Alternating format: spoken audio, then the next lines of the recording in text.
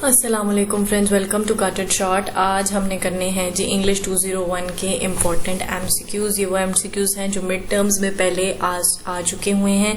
ये मौज सिद्दीक की फाइल है, इम्पॉर्टेंट फाइल है। इनको हम एमसीक्यूज को बारी बारी कर लेते हैं और इन्हें हम अच्छी तरह से समझ लेते हैं।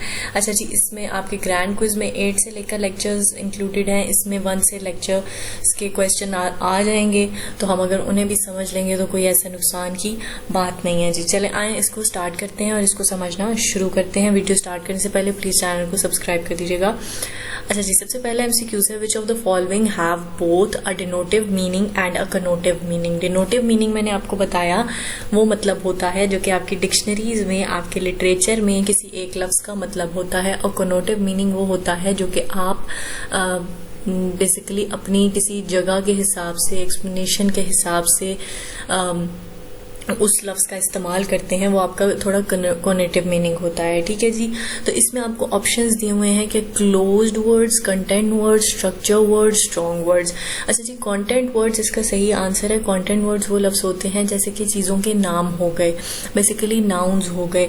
तो जो नाउन्स होते हैं उसका जाहिर है, अगर कैट है तो वो डिक्शनरी में भी कैट है, अगर आप कॉनेटिव लफ्ज में भी कैट कहेंगे तो कैट ही होती है, बिल्ली बिल्ली होती है। ठीक है जी, तो इसलिए कंटेंट वर्ड्स का डिनोटिव और कनोटिव मीनिंग सेम होता है। अच्छा जी, अगले एमसीक्यूज हम देख लेते हैं। Which of the following can be defined as the word one choose to state one's message so much more than their dictionary definitions. ठीक है जी, अगर हम कोई एक लफ्ज इस्तेमाल करते हैं और वो हमारी एक्सप्लेनेशन में उसके डिक्शनरी मीनिंग से काफ़ी ज़्यादा एक्सप्लेन कर जाता है। मतलब जैसे अगर मैं आपको कोई पोइट्री में आपको ये चीज़ें ज़्यादा देखने को मिलती हैं कि वो वहाँ पे एक वर्ड वो यूज़ करते हैं, लेकिन उस एक वर्ड के अंदर पूरी एक डिक्शनरी छुपी होती है, उसमें कोई एक मतलब नहीं होता, उसको वो इतना वास्ट मीनिंग उसका लॉजिक बेस्ड वो बना देते हैं। ठीक है, तो ये वो होते हैं और ऐसे अल्फाज को हम सिमेंटिक्स कहते हैं। यहाँ पे इन्होंने जो एग्जांपल दी हैं फोनोटिक्स और फोनेम्स, ये बेसिकली होते हैं आवाज से रिलेटेड। जो हम ब द इस तरह के वर्ड्स यूज करते हैं ना, ये फोनिक्स होते हैं, वो होते हैं, और सिनोनिम सेम मीनिंग्स वाले होते हैं। तो ये सारे ऑप्शंस हमारे एक्सक्लूड हो गए और बच्चा सिमेंटिक, तो सिमेंटिक है हमारे पास राइट आंसर। थर्ड है जी, which of the following concerns the careful use of language to express meaning. अगर आपको केयरफुली अपनी लैंग्वेज के थ्रू अपना मीनिंग एक्सप्रेस करना है तो आपको किस चीज का ख्याल रखना है? Stylistic accuracy. स्टाइलिस्टिक एक्यूरेसी नाम से आपको ऐसे लगता है कि जी इसमें आपने जो है वो बड़े प्यारे स्टाइल से चीज़ों को लिखना है। जी ऐसा नहीं होता। स्टाइलिस्टिक एक्यूरेसी में आप ध्यान रखते हैं कि आपका आइडिया बिल्कुल सही तरह से अगले बंदे की समझ में आ रहा है या नहीं आ पा रहा है। ठीक है जी, आगे हम चलते हैं। फोर्थ एमसीक्यूज है, if you are writing a persuasive message what are the common ways of establishing your credibility. अगर आप किसी को इन्फ्लुएंस करने के लिए मैसेज लिख रहे हैं तो अपने आप को अच्छा साबित कराने के लिए, अपने ऊपर अगले इंसान का यकीन बनाने के लिए आपको क्या करना होता है? पहला ये है कि आप जो भी उन्होंने ऑप्शन दिया है कि आप जो भी इंफॉर्मेशन उस बंदों के साथ डिस्कस करें, आप वो रेफरेंस के साथ डिस्कस करें। ठीक है, पहली चीज ये। दूसरी वो कह रहे हैं कि डिमॉन्स्ट्रेट एक्सपर्टीज, अपनी काबिलियतों का बताएं लोगों को कि मुझ में क्या काबिलियत है। Supporting your message with factual evidences, और जो फैक्ट्स एंड डाटा की बेसिस पे आप एविडेंस प्रोवाइड करें। तो जब आपको किसी पे क्रेडिबिलिटी अपनी बिल्ड करानी होती है तो आपको इन सारी चीज़ों का ध्यान रखना होता है। तो सही ऑप्शन है आपके पास जी, ऑल ऑफ द अबव। अच्छा, फिफ्थ एमसीक्यूज देख लेते हैं। How can you make your message effective. अपना मैसेज इफेक्टिव बनाने के लिए आपको किन चीज़ों का ख्याल रखना होता है? थर्ड ऑप्शन राइट है हमारे पास, प्रैक्टिकल।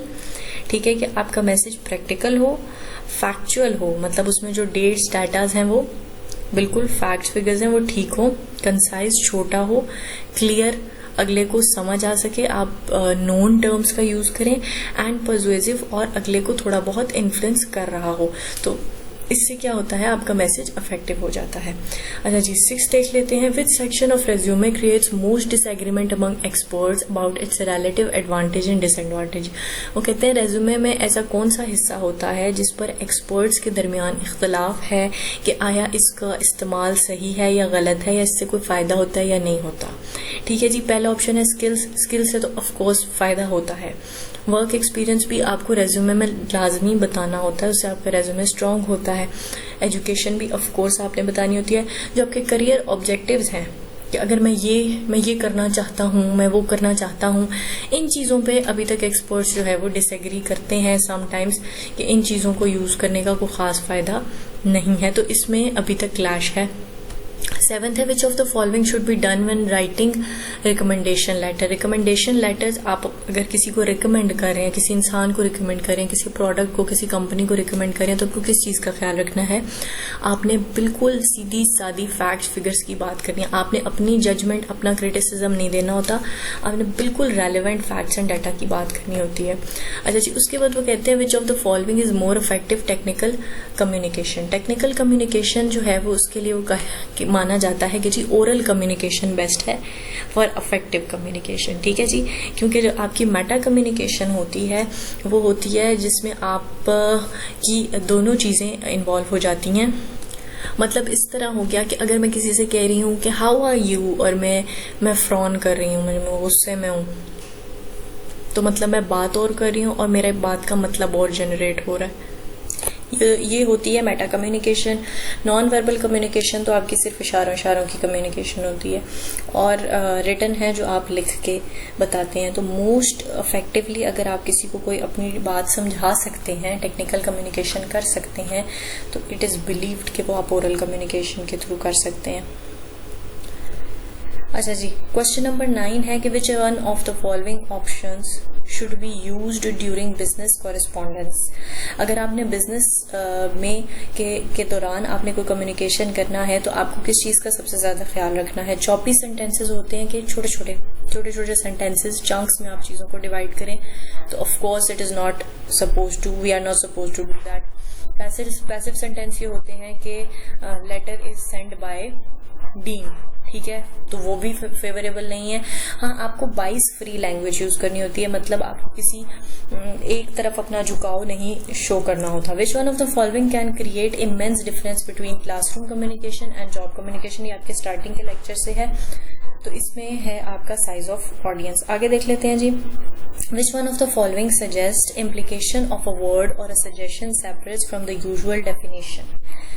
मैं आपको पहले भी बता चुकी हूँ कि जो आपकी होते हैं डिनोटिव मतलब होते हैं वो डेफिनेशन के अकॉर्डिंग होते हैं, और जब डेफिनेशन से आप ज़्यादा वास्ट जाने की तरफ जाते हैं तो वो आपके कनोटिव मीनिंग्स होते हैं। ठीक है जी, इनका आपके 8th लेक्चर से ही आगे इस बात का इस्तेमाल है, तो आप इसे देख लीजिएगा।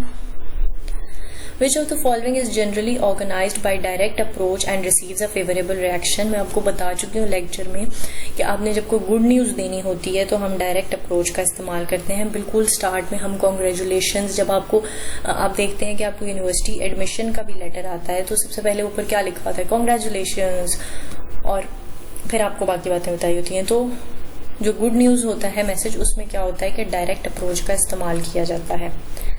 Which of the following are real but unnamed readers। ये आपके स्टार्टिंग के लेक्चर्स में हैं, उन्हें हम फैंटम रीडर्स कहते हैं। अच्छा जी, how many aspect does accuracy have. Accuracy के कितने एस्पेक्ट्स होते हैं जी? एक्यूरेसी के 3 एस्पेक्ट्स होते हैं, ये भी आपके स्टार्टिंग के लेक्चर से ही है। What can be considered as the heart of a report. Heart of the report हम कहते हैं इंट्रोडक्शन ऑफ रिपोर्ट को, ठीक है, क्योंकि इंट्रोडक्शन से ही रिपोर्ट के मुतालिक इंसान पढ़ने वाला अपनी राय बिल्ड कर लेता है, तो वो इंट्रोडक्शन ऑफ द रिपोर्ट जो है वो बेसिकली आपका हार्ट ऑफ द रिपोर्ट कहलाता है। What is the last thing you need to do before you get ready to distribute your document. अगर आप अपना डॉक्यूमेंट डिस्ट्रीब्यूट करने वाले हैं, लेट सपोज जब आप अपनी असाइनमेंट सबमिट कराने वाले होते हैं तो आप क्या करते हैं, आप जल्दी जल्दी उस पर एक नजर मारते हैं ना, आप प्रूफ रीडिंग करते हैं, ठीक है जी, तो ये आपका सही ऑप्शन है। Which of the following is not used in external business communication. Memos आप यूज करते हैं, थोड़े इनफॉर्मल होते हैं और विद इन द कंपनी आप यूज करते हैं। एक्सटर्नल बिजनेसेस के लिए मेमोज यूज नहीं होते। अच्छा जी, to decode a message is to interpret a message, ये भी आपके स्टार्टिंग में से ही है। आगे देख लेते हैं जी, which type of visual aid is the most difficult to execute effectively।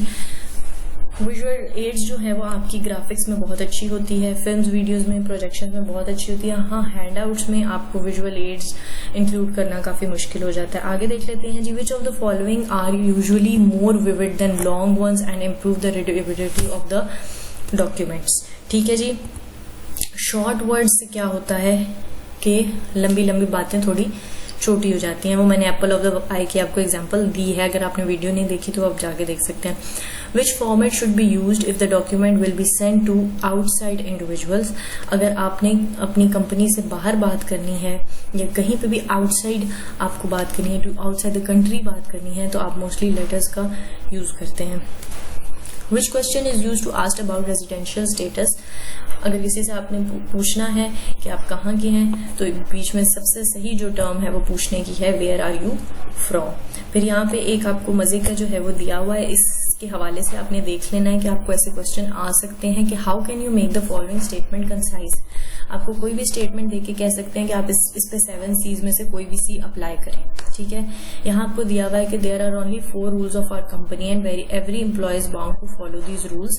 तो इसमें आपका सेकंड ऑप्शन ठीक है कि there are 4 rules that must be observed. ठीक हो गया जी।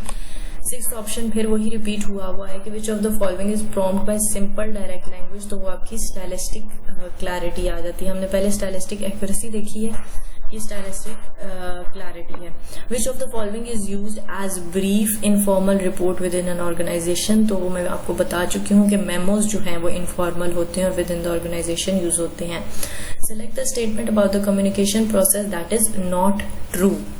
थर्ड इन्होंने मार्क की वजह से पढ़ लेते हैं, your performance in business will not be judged by your communication ability. सबसे इंपॉर्टेंट आपकी परफॉर्मेंस बिजनेस में होती है, आपके कम्युनिकेशन से जज है, तो ये सबसे रॉन्ग स्टेटमेंट है। बाइस्ड लैंग्वेज जो होती है वो क्या होती है जी, कल्चरल बाइस्ड, जेंडर बाइस्ड। अच्छा जी, उसके बाद कह रहे हैं कल्चर बाइस्ड, नेशनैलिटी बाइस्ड उस तरह बहुत कम यूज होती है। ठीक है, ऑडियंस में मोस्टली जो है वो इनमें ऑप्शंस अगर आप देखें तो मोस्ट सूटेबल आपके पास कल्चर बाइस और जेंडर बाइस है।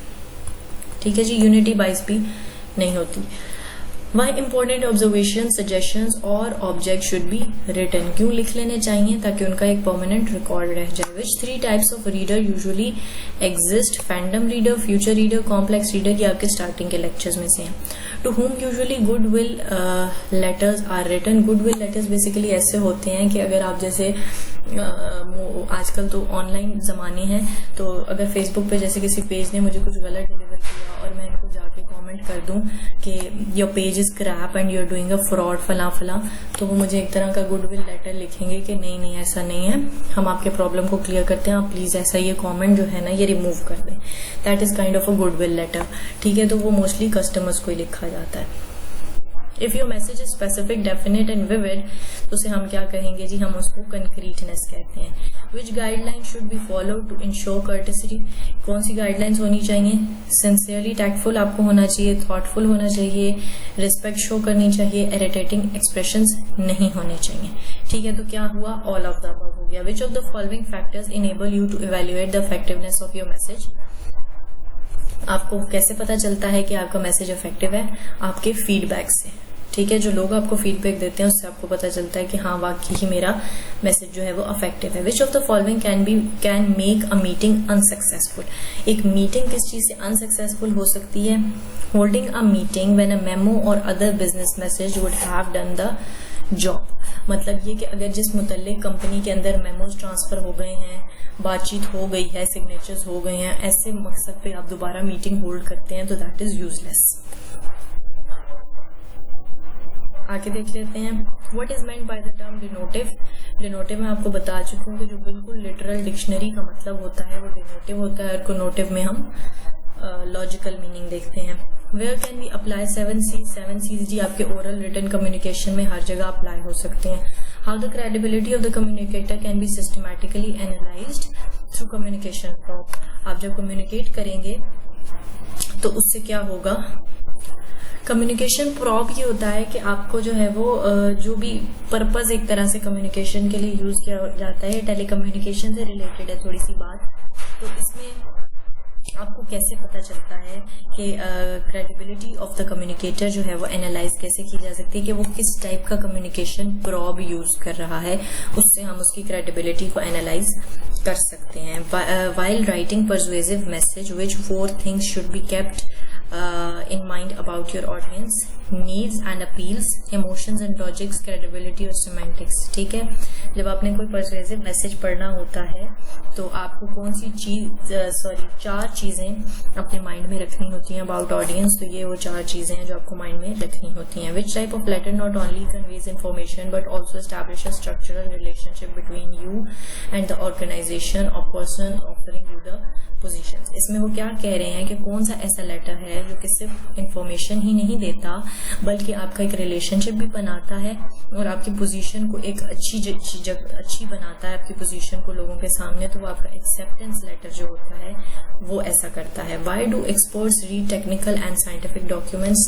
जो है वो लोग एक्सपर्ट्स जो हैं वो टेक्निकल और साइंटिफिक डॉक्यूमेंट्स क्यों पढ़ते हैं, ये आपके स्टार्टिंग के लेक्चर्स में है. तो ये ऑल ऑफ द अबव, इस पे हम इतनी डिटेल में नहीं जाते. What is the emphasis of a functional resume? Provide functions and task the applicants can perform. ये भी आपका स्टार्टिंग से है. How many steps are essential for successful oral statements? जी 7 है. अच्छा जी, which of the following is the primary vehicle for communication within an organization? Memorandum जो है वो मैं आपको बार बार बता चुकी हूँ, ये एक इंपॉर्टेंट MCQ है, आप देख लीजिएगा. Which phrase should be used while making a presentation? Please feel free to interrupt me with questions. आप questions को happily welcome करते हैं presentation में. ठीक है. Which phrase is correct? When were you born? When you are born? When are you born? When you born? When were you born? ठीक है, कब पैदा हुए थे. ठीक हो गया जी. Which of the following is best when you don't need immediate feedback? जब आपको फॉरन फीडबैक नहीं चाहिए होता तो आप इलेक्ट्रॉनिक मैसेज का यूज करते हैं. ठीक है जी. Which of the following suggest the following statement? First group the ideas and then put them in sequence. Message को ऑर्गेनाइज करना. ठीक है जी. A letter or report to a customer from an employee belong to which kind of communication? ये official communication होता है जब आप कस्टमर और उसके दरमियान एक कम्युनिकेशन होता है. Which of the following aims at gathering specific informations? जब आप इंक्वायरी लेटर्स लिखते हैं तो उसमें आपको पता चलता है कि इंफॉर्मेशन आपको किस टाइप की आती है. Which of the following is best when you want immediate feedback? Oral medium में आपको इमीडिएट फीडबैक मिलता है और इलेक्ट्रॉनिक में आपको डिलेड फीडबैक मिलता है. Which is farthest in the past? ठीक है जी. जब आप पास्ट में बात करते हैं, farthest in the past मतलब कि ज्यादा गुजरा हुआ टाइम, तो वो आपके पास 1 मंथ है. यहाँ पे अगर ईयर होता तो वो हो जाता. Which phrase is used during a presentation? मैं आपको पहले भी बता चुकी हूँ. Thank you very much for your time today. ठीक है, आपने देखना है कि कौन कौन से आए हुए हैं इसमें. वैसे तो ये आपका प्रेजेंटेशन वाले भी स्टार्टिंग की ही है लेक्चर्स, लेकिन अगर जब आपको कोई प्रेजेंटेशन होती है तो आपने क्वेश्चंस को वेलकम करना है और स्टार्टिंग में ग्रीटिंग्स का मैसेज शो करना है कि thank you so much for your time.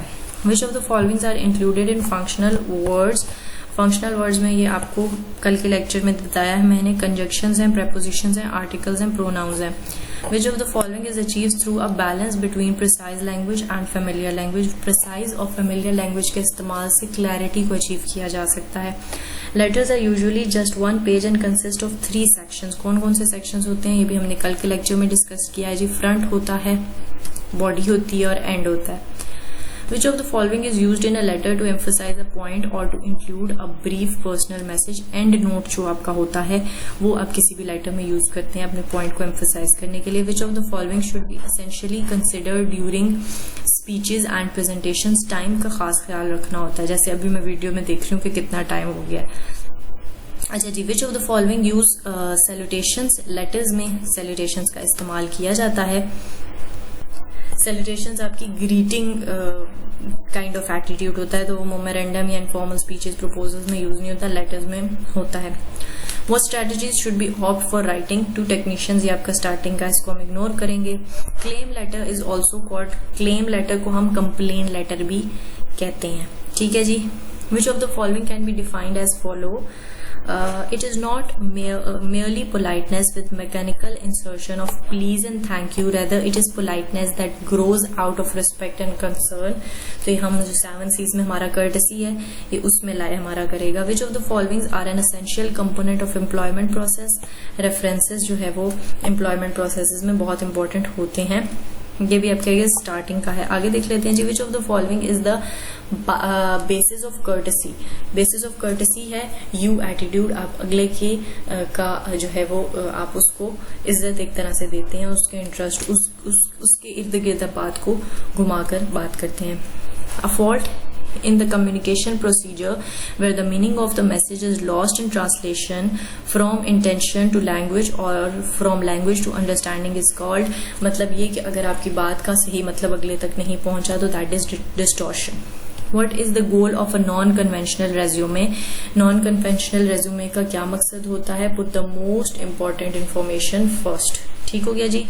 Why comparison is useful for paragraph development? इससे क्या होता है? Similarities पर गौर किया जाता है. Which of the following complimentary clause is accurate in general letter writing? Sincerely yours respectfully. आप कुछ भी लेटर के एंड में लिख सकते हैं. ये तो हम बचपन से पढ़ते आ रहे हैं. वही कनेटिव का दोबारा मतलब किया गया है, इसको मैं इग्नोर कर रही हूँ, आप पढ़ लीजिएगा. In which of the following message categories would you place sales and marketing message? Persuasive में आप जो है वो सेल्स और मार्केटिंग मैसेजेस इंक्लूड करते हैं for giving the accurate data. Which plans or model is mostly used in business message? आपका logical plan भी यूज होता है, इमोशनल अपील प्लान भी यूज होता है और एडा मॉडल भी यूज होता है. तो all of the above is the right answer. When you are writing a routine message, what kind of approach will be used? Direct approach use होती है. आम मैसेज में भी आप सीधी सादी बात करते हैं. Which of the following you should avoid when writing a claim letter? A complaining tone. ठीक है. जब आप क्लेम लेटर लिख रहे होते हैं तो आपको थोड़ी सी कंप्लेनिंग टोन जो है उसे क्या होता हो, थोड़ा सा आपको उसको अवॉइड करना होता है. अच्छा जी, इसको भी देख लेते हैं कि विच one of these word is not a synonym for business? Capital.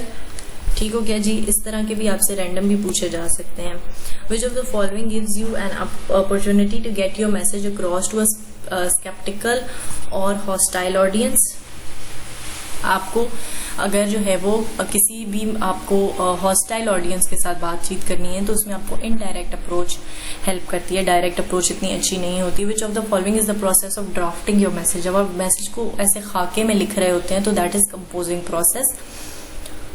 A sentence consists of 2 parts. One is a subject. Which is the second one? जी आपका predicate जो होता है that is the second one. ये आपको Google पे search करने से मिल जाएगा. Which of the following ensures success to message by leaving audience with a feeling of their personal welfare in mind? जब आप courteous clause आप यूज करते हैं, courteous terms यूज करते हैं तो इंसान को ऐसे लगता है कि आप उन्हीं की भलाई के बारे में बात करें. Which of the following should not be used while answering the phone? What do you want? ठीक है, ये बड़ी सेल्फिश टोन होती है, आप अपने बहन भाइयों के साथ यूज कर सकते हैं. Select the statement about the communication process that is not true. Your performance in business will not be judged. ये हम पढ़ चुके हैं ऊपर. What is the extremely important implicit goal of a business document? सबसे जरूरी होता है रिलेशनशिप बनाना. ये भी स्टार्टिंग में से है. अच्छा जी, आगे देख लेते हैं. Which one is not an optional part of a letter? तो आपकी जो सैल्यूटेशन होती है वो आपका ऑप्शनल पार्ट नहीं होता, वो एक तरह से कॉम्प्लीमेंट्री कह रही हूँ, मस्ट पार्ट होता है. Which of the following 3 steps are involve in planning a sales letter? आपको मेन आइडिया देखना है, ऑडियंस को डिफाइन करना है, फॉर्मेट को डिफाइन करना है. Communication can be defined as the activity of conveying information or where can be apply 7 C's written or oral communication both. ये हो गई हमारी फाइल कंप्लीट. अगर ये फाइल आपको चाहिए तो आप अपना आईडी कमेंट बॉक्स में लिख सकते हैं. I will send you as soon as possible. I hope आपको सब कुछ क्लियर हो गया होगा. स्टिल एनी क्वेश्चंस देयर आप पूछ सकते हैं. मिलेंगे नेक्स्ट वीडियो के साथ. Till then take care. अल्लाह हाफिज.